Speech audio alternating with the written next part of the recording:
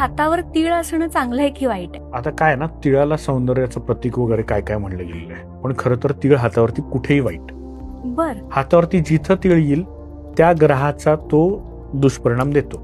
आणि महत्वाचं म्हणजे तीळ येतात आणि जातात पण, असं नाही की जन्मतःच असतात. जन्मतः असणारा तीळ हा त्या ग्रहामधला दोष देतोच, पण तो आयुष्यभर असल्यामुळे तो कमी जाणवतो. पण अचानक येणारा तीळ आहे ना, हा खूप जास्त त्रासदायक असतो आणि स्पेसिफिकली तो आरोग्याच्या बाबतीत. एक उदाहरण देतो मी तुम्हाला. एक माझ्या ओळखीचे होते, त्यांच्या शुक्र ग्रहावरती अचानक तीळ आला होता. आता शुक्र म्हणजे काय तर सौंदर्य, आणि सौंदर्यावरती तीळ, त्या व्यक्तीला ब्रेस्ट कॅन्सर झाला. अरे बापरे.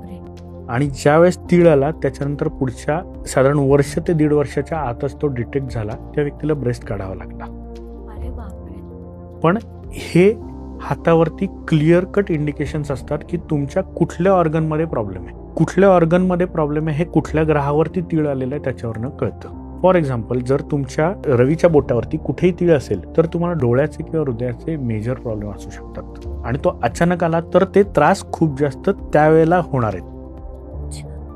सो तीळ हा हातावरती कुठेही वाईटच.